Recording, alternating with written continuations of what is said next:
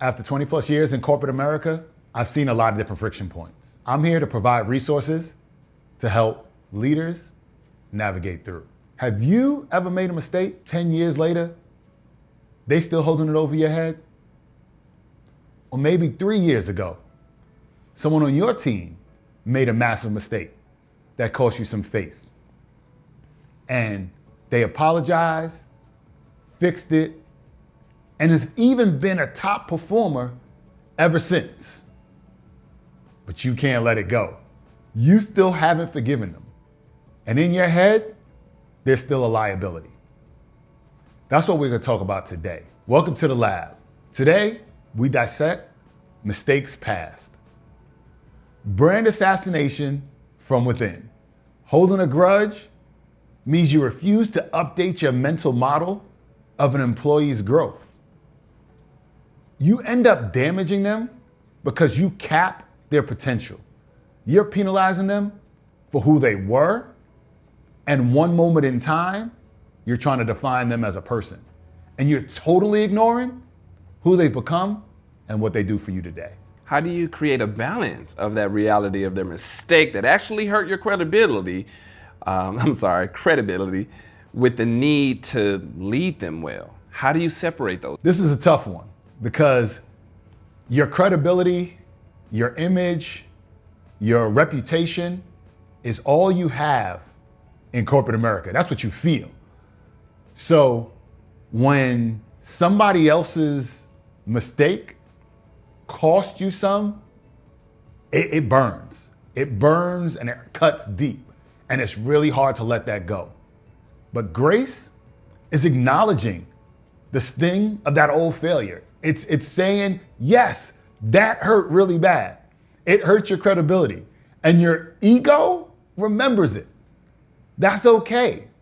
Love, however, is allowing people the space to evolve.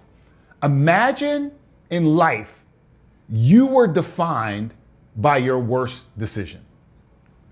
That would leave you in a real negative place, wouldn't it? It wouldn't have allowed you to even be where you are today. So the shift is recognizing that their consistent track record since the failure has been positive, and start to view them in who they are and not who they were. What are some actionable steps to lead towards fixing this? Walk us through the amnesty audit. This is a real one, because if you just hope that the pain or the negative scope that you see them in will just fade away, it won't. You have to take proactive steps into releasing them from that past mistake. And here's how you do it. It's the amnesty audit. And it starts with find the person that you're still quietly punishing for a past mistake. And you have to clean the slate. You have to do it publicly. Because what this does is it opens a door for them and for the world to see that you've turned a new page. So give them a piece of the portfolio, or give them the project that signals to the entire department or the entire team that trust has been fully restored. This is where you're gonna have to put your faith in their current performance to help them know that you've moved on. And exactly why is it so toxic to hold on to an employee's old failure? You do hit on that a little bit, but could you share more about that? Yeah, if you don't update your view of your people, you're the one stalling the team's progress. You can't ask your team to improve and then secretly refuse to believe them when they actually put in the work and change. You know how crazy that is? Where you're asking them, you got to get better at this, you've got to do better at this so that we can grow as a team. And they do the work and they change, but you're still holding the old view of them. That is the definition of hypocrisy. And that's literally going to be the ceiling that your team can perform, is the way that you view them. So you got to change it. There's that saying by Albert Einstein, insanity is trying to do the same thing, expecting different results, right? What if this person or this group of individuals tend to make the same mistakes? How do you really move from that? Yeah, so that conversation is a little bit different because if somebody is making the same mistake, they haven't improved or grown, right? So that's a different leadership model that you have to follow.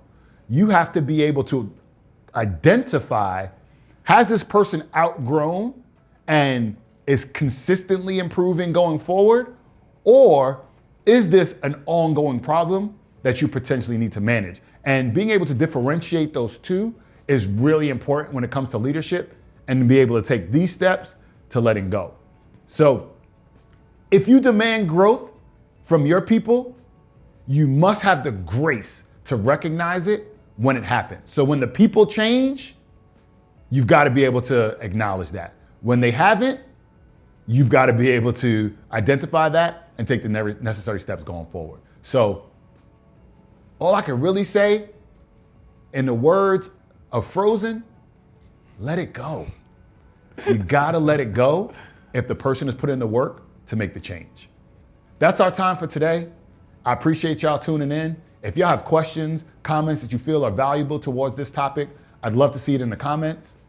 This is the Lab, and let's get to work.